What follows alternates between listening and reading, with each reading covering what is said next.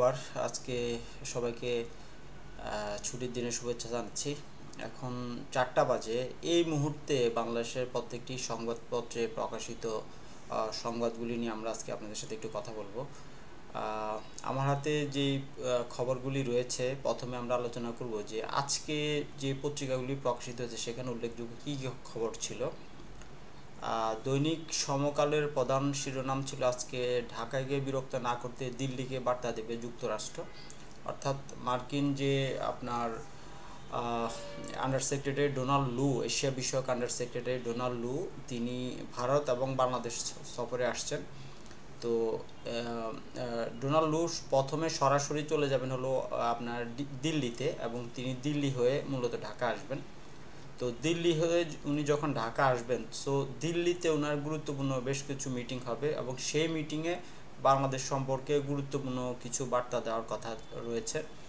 So Donald লু বাংলাদেশ সম্পর্কে কি বার্তা দিবেন সেটি নিয়ে মূলত আজকে সমকাল রিপোর্ট করেছে। সেটা হচ্ছে ঢাকাকে বিরক্ত না করতে দিল্লিকে বার্তা দেবে যুক্তরাষ্ট্র। প্রতিবেদনে বলা হয়েছে মার্কিন অর্থ দপ্তরের সহকারী আন্ডার সেক্রেটারি ব্র্যান্ট নেইম্যানের নেতৃত্বে মার্কিন একটি শক্তিশালী প্রতিনিধি দল আগামী শনিবার ঢাকা আসছে। এ দলে থাকছেন মার্কিন পররাষ্ট্র দপ্তরের দক্ষিণ ও মধ্য এশিয়া বিষয়ক অ্যাসিস্ট্যান্ট সেক্রেটারি ডোনাল্ড লু। তবে ডোনাল্ড লু সরাসরি ওয়াশিংটন থেকে ঢাকা আসছেন না, উনি দিল্লি হয়ে মূলত ঢাকা আসবেন। সেখানে ওয়াশিংটন দিল্লি প্রতিরক্ষা বিষয়ক ইন্টারসেশনাল সংলাপে যৌথভাবে সভাপতিত্ব করবেন তিনি। এই বৈঠকে যুক্তরাষ্ট্র ভারতের দ্বিপক্ষীয় ইস্যুর পাশাপাশি আলোচনায় গুরুত্ব পাবে মূলত বাংলাদেশ প্রসঙ্গে। এতে ঢাকাকে বিরক্ত না করার জন্য ওয়াশিংটনের পক্ষ থেকে দিল্লিকে একটি খুব গুরুত্বপূর্ণ বার্তা দেওয়া হবে, এবং এই মুহূর্তে এই বার্তাটি দিল্লিকে দেওয়া এই জন্য দরকার কারণ বাংলাদেশে এখন বর্তমানে খুব গ্রহণযোগ্য একটি অন্তর্বর্তীকালীন সরকার রয়েছে, এবং এই সরকারের প্রধান উপদেষ্টা হচ্ছেন doctor Mohammad Yunus. So doctor Mohammad ইউনূসের গ্রহণযোগ্যতা এই মুহূর্তে সারা পৃথিবীতে সবচেয়ে বেশি, এবং আমেরিকাতে তো অবশ্যই। So that's why doctor Mohammad ইউনূসের অন্তর্বর্তী সরকারকে কোনো ধরনের বিরক্ত না করার জন্যই মূলত ডোনাল্ড লু দিল্লিকে এই বার্তাটা দিবেন। ঢাকা, দিল্লি এবং ওয়াশিংটনের উচ্চ পর্যায়ের কূটনৈতিক সূত্রে তথ্য জানা গেছে। সূত্রগুলো জানায় ঢাকায় 5 আগস্টের রাজনৈতিক পট পরিবর্তনের পর বাংলাদেশের সম্পর্ক জোরদারে গুরুত্ব দিচ্ছে যুক্তরাষ্ট্র। তারা চাচ্ছে বাংলাদেশ যেন ঘুরে দাঁড়ায়, অর্থাৎ বাংলাদেশ যদি ইতিবাচক একটি পরিবর্তন ঘটে। তাই বাংলাদেশের বর্তমান সংকট উত্তরণের চাহিদাগুলো জানতে চাইবে মূলত ওয়াশিংটন, যে কি কি পদক্ষেপ নিলে বাংলাদেশের অর্থনৈতিক অবস্থার মধ্যে একটি ইতিবাচক পরিবর্তন আসবে, আইন শৃঙ্খলার ইতিবাচক পরিবর্তন হবে, এবং রাষ্ট্র সংস্কারের উদ্যোগগুলি মূলত জানতে চাইবে, এবং সেখানে আমেরিকা কিভাবে সরাসরি আপনার সহযোগিতা করতে পারে সেই ধরনের কিছু আলাপ আলোচনা ঢাকা এবং আমেরিকান যে আপনার দক্ষিণ এশিয়া এবং মধ্য এশিয়া বিষয়ক আন্ডার সেক্রেটারি জেনারেল ডোনাল্ড লু, তার সাথে মূলত এই বিষয়গুলি নিয়ে মূলত কথা হবে। যুক্তরাষ্ট্রের একজন কূটনীতিক জানান, সার্বিক প্রেক্ষাপট মাথায় রেখে সাজানো হয়েছে প্রতিনিধি দল। নেইম্যান ও লু ছাড়াও এই দলে থাকছেন মার্কিন উন্নয়ন সংস্থা ইউএসএআইডির এশিয়া বিষয়ক ডেপুটি অ্যাডমিনিস্ট্রেটর অঞ্জলি কৌর সহ কয়েকজন। আগামী 14 সেপ্টেম্বর প্রতিনিধি দলটি ঢাকা এবং 16 সেপ্টেম্বর তাদের ঢাকা ছাড়ার কথা রয়েছে, অর্থাৎ 2 দিন তারা ঢাকা অবস্থান করবে। এবং ডক্টর মোহাম্মদ ইউনূসের নেতৃত্বে অন্তর্বর্তী সরকার দায়িত্ব নেওয়ার পর এটি হবে ওয়াশিংটন থেকে উচ্চ পর্যায়ের কোনো প্রতিনিধি দলের প্রথম বাংলাদেশ সফর, এবং প্রতিনিধি দলটি অন্তর্বর্তীকালীন সরকারের প্রধান উপদেষ্টার সঙ্গে রোববার সকালে সাক্ষাৎ করবেন, এবং এর পাশাপাশি অর্থ উপদেষ্টা সালাউদ্দিন আহমেদ, পররাষ্ট্র উপদেষ্টা তৌহিদ হোসেন ও পররাষ্ট্র সচিব জসিমউদ্দিনের সঙ্গে তাদের দ্বিপক্ষীয় যে বৈঠক সেটি হওয়ার কথা রয়েছে। এরপরে আজকের প্রথম আলোতে যে হেডলাইন করা হয়েছে সেটা হলো পদ্মা সেতু প্রকল্প নিয়ে দৈনিক প্রথম আলোর যে গুরুত্বপূর্ণ নিউজ, সেটা হচ্ছে 2 মুরল ব্যয় 117 কোটি টাকা খরচ হয়েছে। পদ্মা সেতুর 2 প্রান্তে যে আপনার 2টি মুরল স্থাপন করা হয়েছে সেখানে প্রায় 117 কোটি টাকা ব্যয় করা হয়েছে, এবং এই ব্যয়ে আসলে একদমই বলা হচ্ছে যে ব্যয়টা টোটাল একটা অস্বাভাবিক ব্যয়, এবং এই ব্যয়টা আসলে যেভাবে করা হয়েছে এবং যাদের দায়িত্বে এবং যারা কন্ট্রাক্টর ছিল সেটি নিয়েও কিন্তু আজকে রিপোর্টে গুরুত্বপূর্ণ তথ্য এসছে। পদ্মা সেতুর 2 প্রান্তে বঙ্গবন্ধু শেখ মুজিবুর রহমান ও সাবেক প্রধানমন্ত্রী শেখ হাসিনার এই মুরল নির্মাণের জন্য কোনো দরপত্র ডাকা হয়নি। অন্যতম ঠিকাদার ছিল রূপপুর পারমাণবিক বিদ্যুৎ কেন্দ্রে প্রকল্পে বালিশ কাণ্ডে বিতর্কিত মজিদ সন্স কনস্ট্রাকশন লিমিটেড।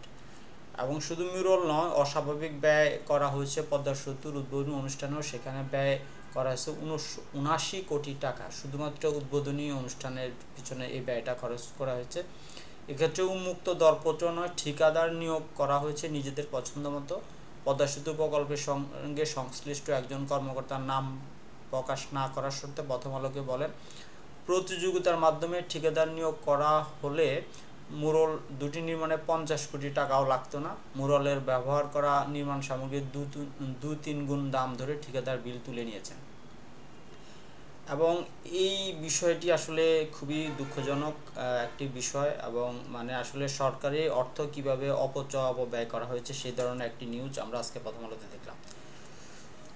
দৈনিক যুগান্তরে যে নিউজটি এসছে সেটা হলো দৈনিক যুগান্তরের প্রধান সংবাদ, ভোল্টের টাকা অবৈধ বাণিজ্য। খবরে বলা হচ্ছে, রাজধানীর উত্তরার তরুণ ব্যবসায়ী সুজাউদ্দিন, হঠাৎ তার ব্যবসায় পুঁজির সংকট দেখা দেয়। এক আত্মীয়র মাধ্যমে মেলে ঝটফট সমাধান। দৃশ্যপটে আসেন সোনালী ব্যাংক হজরত শাহজালাল আন্তর্জাতিক বিমানবন্দর কাস্টম হাউস শাখার এক কর্মকর্তা। তিনি ব্যাংকের সুরক্ষিত ভোল্ট থেকে অতি গোপনে বেআইনিভাবে 55 লাখ টাকা বের করে তুলে দেন সুজার হাতে। শর্ত, 1 মাস পর সুদে আসলে মিলে 70 লাখ টাকা ফেরত দিতে হবে।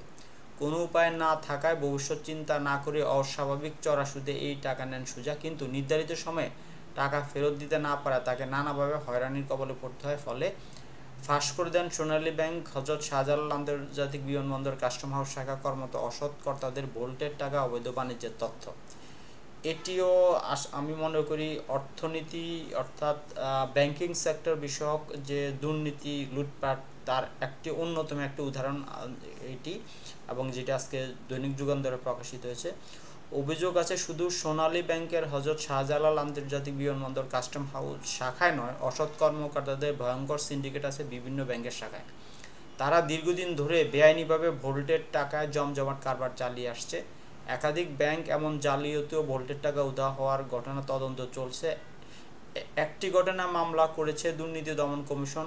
এরপরও কেন্দ্রীয় ব্যাংকের কঠোর মনিটরিংয়ের অভাবে অবৈধভাবে এই কারবার বন্ধ করা যাচ্ছে না। যুগান্তরের অনুসন্ধানে উল্লিখিত এই ধরনের তথ্য পাওয়া গেছে।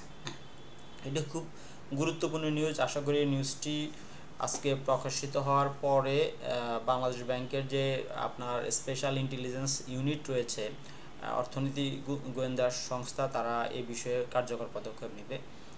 দেশ রূপান্তরের যে নিউজটি সেটা হচ্ছে 200 ছাড়ালো বন্ধ কারখানা, রপ্তানিতে আঘাতের শঙ্কা। এটি দেশ রূপান্তরের প্রধান সংবাদ। প্রতিবেদনে বলা হচ্ছে, শ্রমিক অসন্তোষ টানা 10 দিনেরও বেশি সময় ধরে চলছে। প্রতিদিনই গাজীপুর, ঢাকার সাভার, আশুলিয়া, জিরানী অঞ্চলের বেশিরভাগ কারখানায় নানা দাবিতে চলছে শ্রমিক বিক্ষোভ। কারখানা বন্ধের সংখ্যা বেড়েছে বিক্ষোভ আন্দোলনের জেরে। গত বৃহস্পতিবারও আশুলিয়া বন্ধ ছিল 219 কারখানা। নো ওয়ার্ক নো পে অর্থাৎ কাজ নেই তো মজুরি নেই ধারায় কারখানা বন্ধ করে দিয়ে মিলছে না প্রতিকার। এর কারণে একদিকে উৎপাদন কমে যেমন ক্রেতা হারানোর ঝুঁকি রয়েছে, তেমনি বেকার হওয়ার ঝুঁকিতে হাজার হাজার শ্রমিক। এটি আসলে আমরা ধারাবাহিকভাবে দেখে আসছিলাম যে বাংলাদেশে আপনার গার্মেন্টস শিল্পে যে আন্দোলন, তারপর অস্থিরতা চলছে, দুর্বৃত্তায়ন চলছে, সেটির একটি নিউজ।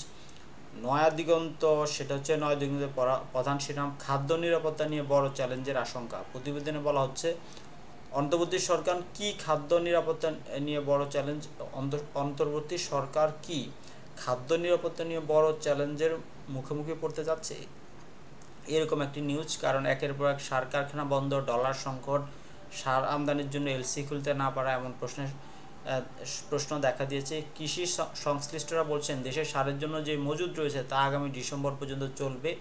এই সার দিয়ে চলমান আমন, আউশ সহ অন্যান্য ফসল ঘরে তুলতে পারবেন কৃষক। কিন্তু ডিসেম্বর থেকে শুরু হওয়া দেশের সবচেয়ে বড় রবি মৌসুমে সারের সংকট দেখা দিতে পারে। সে সময় সারের চাহিদা থাকে বেশি।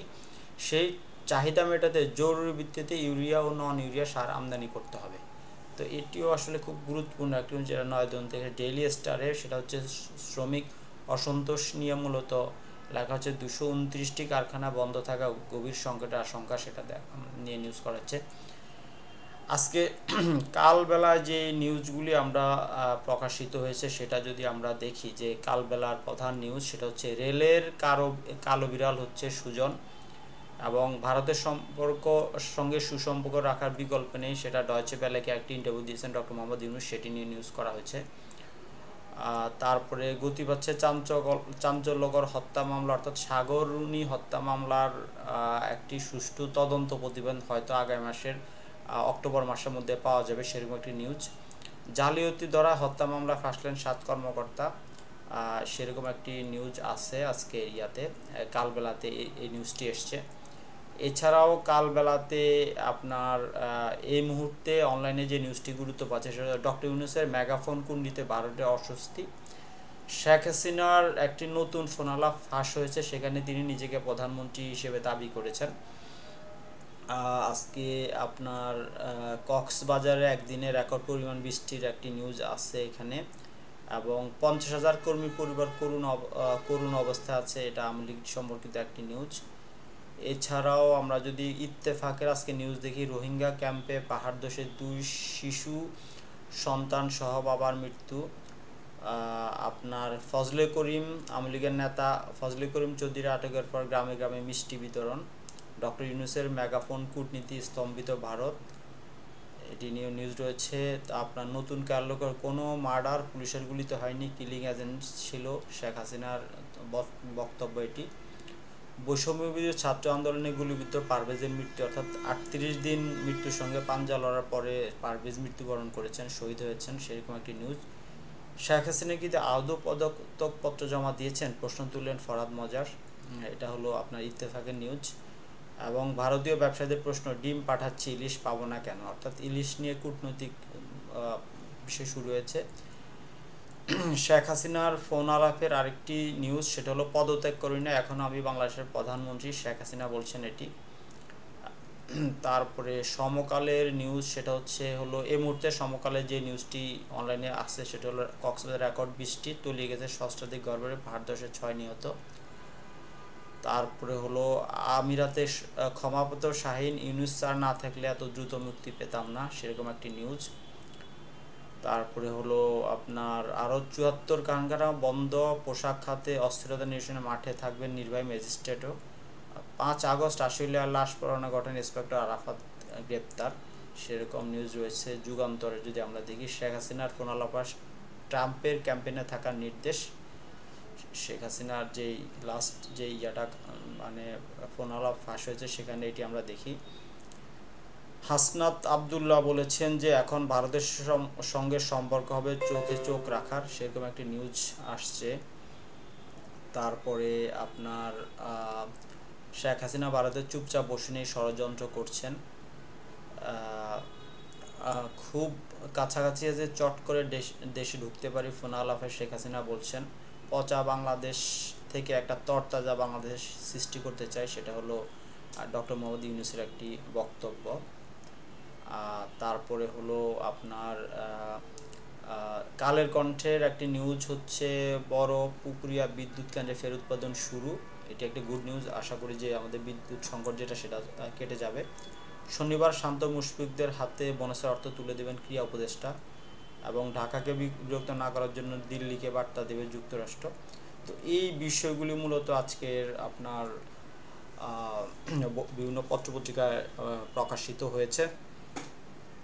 তো আশা করছি যে আপনার প্রতিদিনই আমরা আপনাদেরকে এই গুরুত্বপূর্ণ সংবাদ সম্পর্কিত ঘটনাগুলো আপনাদেরকে বলতে পারবো। আপনারা আশা করি আমাদের এই নিউজ আমাদের এই সংবাদ বিশ্লেষণ প্রতিদিনই দেখবেন। আপনাদের জন্য শুভকামনা থাকলো। আসসালামু আলাইকুম।